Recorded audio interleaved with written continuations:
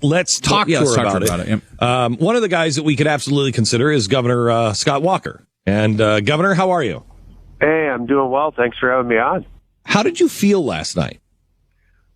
Well, early on, I felt we scored some real points, and if that's what you call it, I guess, in terms of getting the message out that if you want someone who's been tested, I'm the guy. If you want an apprentice, someone who's never been tested before, then you're likely to get some of what we have in the White House right now.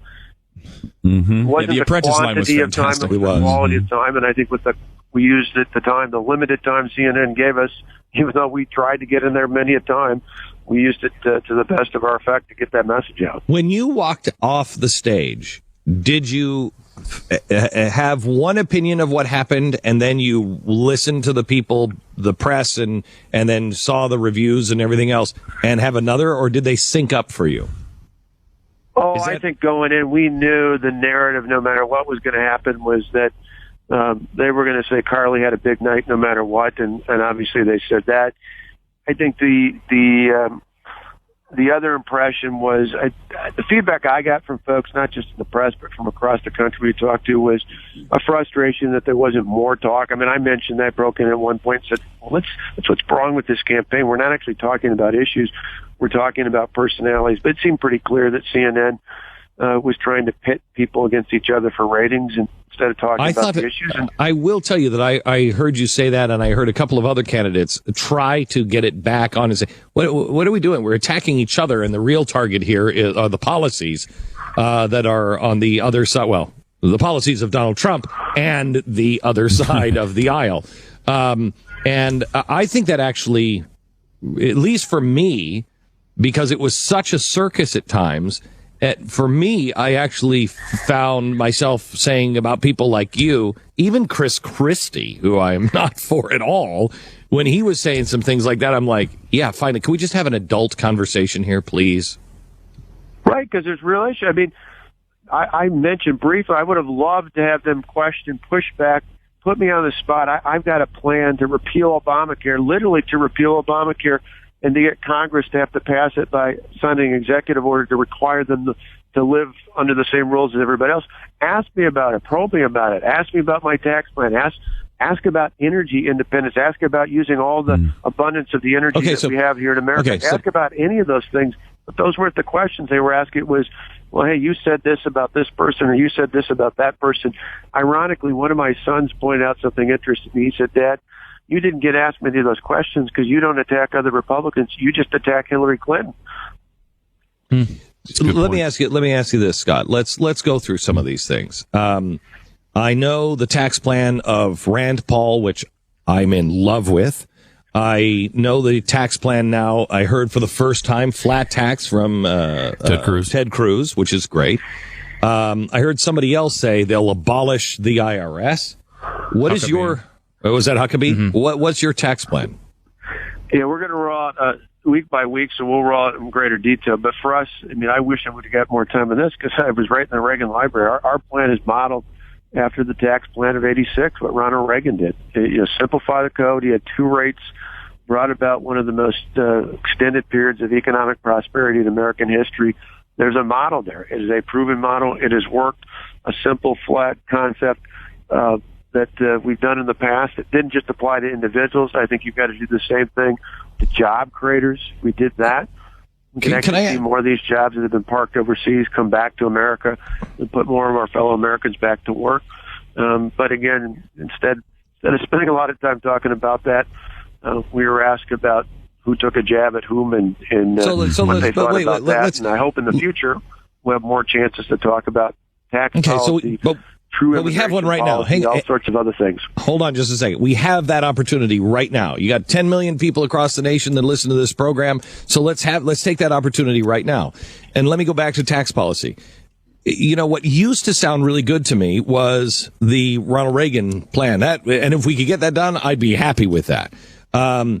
However, we are in such a place now to where I think the bolder the idea, the better the chance of getting it done, because people are tired of eating around the edges.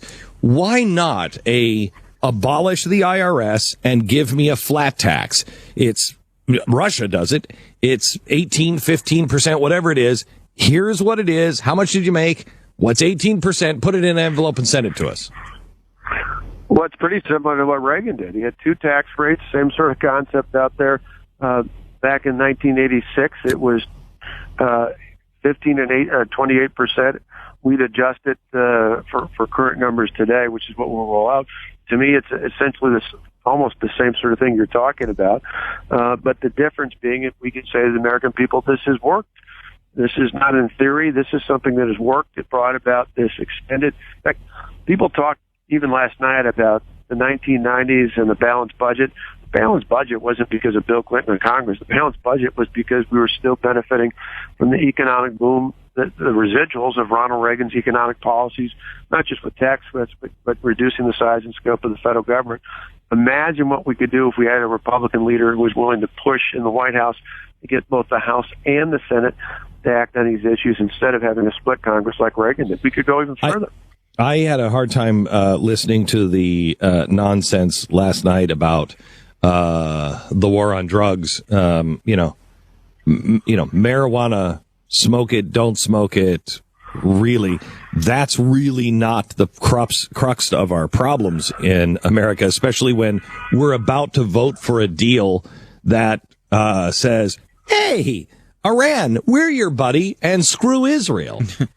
What do you do as president? It is unbelievable. I said, well, I mentioned this last night, I love to play cards with President Obama because the guy folds on everything. On this deal, almost all the major things he talked about that he said had to be in the deal are not in the deal. We have moved to Iran.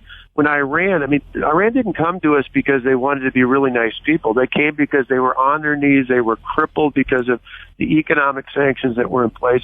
They were ready to give in, and instead of negotiating on our terms, the United States basically backed up and said, do whatever you want, or do just about anything you want out there.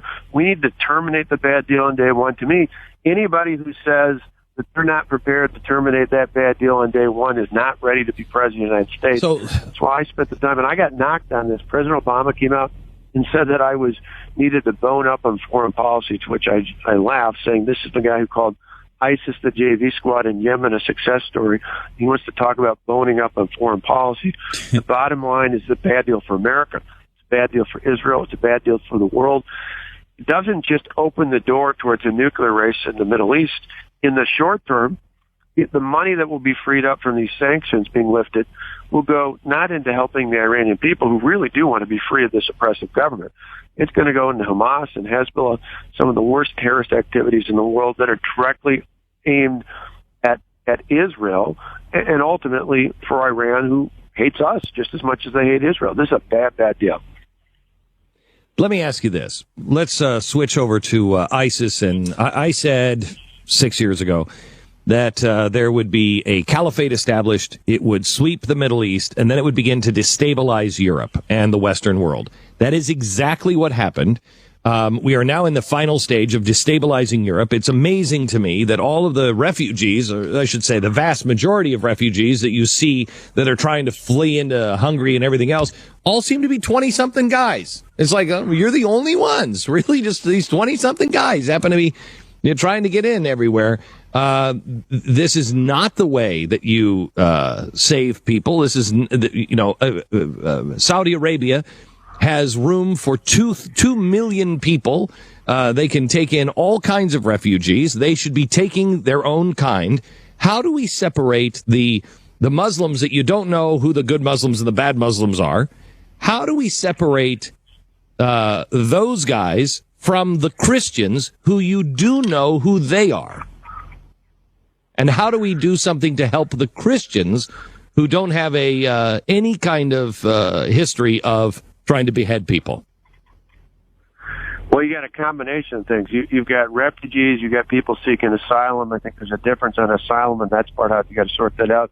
I do think and I've said we shouldn't be taking any more refugees, because right now we've already done a lot. Last year we've permanently settled something like 70,000 refugees in total in the United States. We've spent $4 billion on the Syrian crisis. But we picked up whole Somali Muslim communities. We're resettling people who don't want to blend and who are Muslims, and a lot of them are Islamists. We're settling the wrong people. When you talk about refugees, that's the issue. To me, a refugee is someone who's fleeing, but who ultimately should be restored to their country, which Correct. means you got to fix the real problem, as opposed to someone seeking asylum who's fleeing from political and sometimes religious persecutions. Just like you mentioned, the Christians there is a distinction.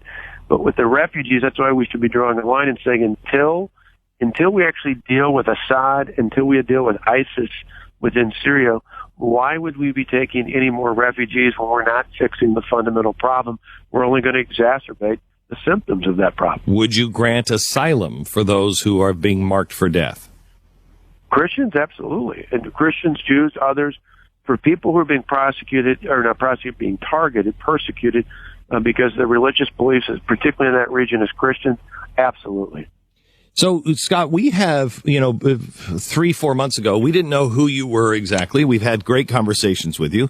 We knew your record, but, we didn't know you, and we've been lied to so many politicians, that, we don't trust any politician anymore. We have grown to like you. The audience has grown to like you even more. And yet your poll numbers are slipping. What do you think this is? What's happening? Oh, I think, it was interesting being at the Reagan Library, being reminded that Reagan, even in September 1979, had some challenges. He was behind even days before the 1980 election, and he came through. And I think right now what you see amongst a lot of the mix of different conservative candidates out there is that there's so many good candidates, and then there's Trump out there who's kind of gotten all the media attention. I think for a lot of people, and I see it not just in the polling, we see it out on the campaign trail. Just in Iowa the other day, people routinely say to us, I like you, like what you did in Wisconsin, like your ideas for America. You're one of my top 2 or 3 choices. And so they're still trying to sort out between the mix. They also say, I'm not high on I'm not excited about the guy that's the front runner right now. I like you. Maybe they say I like Cruz, like Carson, whoever it might be. I think in the end, for us, it's about grassroots. What do you say? We've got a good organization in Iowa. We're going to have to get the grassroots out. That's what's going to make the difference. And we win the Iowa caucuses. That's what's going to take us going forward. I have about a minute. Tell me what you would say to somebody who is currently on the bandwagon, and not somebody who's so far gone, but they're on the bandwagon of Trump. They may have been a supporter of yours or somebody else, but they like the fireworks show.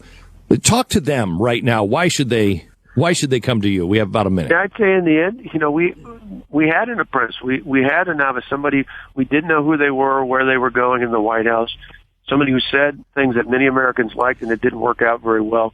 We don't need to do that again. If you want to take on Washington, if you really want to shake things up, the best way to do it is take and get behind someone who's actually done it. We took on the machine. We took on not just the big government union bosses, all the liberal special interest groups from Washington who tried to stop us. We didn't back down. We fought. We won. We got results. We did it without compromising our conservative principles. If that's what you want out of the next president, then I'm your guy. Scott, I'd like to sit down with you and talk to you specifically about progressivism, because you are at the belly of the beast and you have taken it on. So maybe next sometime in the future we can actually sit down and have a real conversation about some deep issues about what the country has to choose right now. Meantime, where do people go if they want to help out? ScottWalker.com. ScottWalker.com. We appreciate it. Thanks, guys. Thank you. God bless you, Scott. ScottWalker.com. Sponsor this half hour is Square Trade.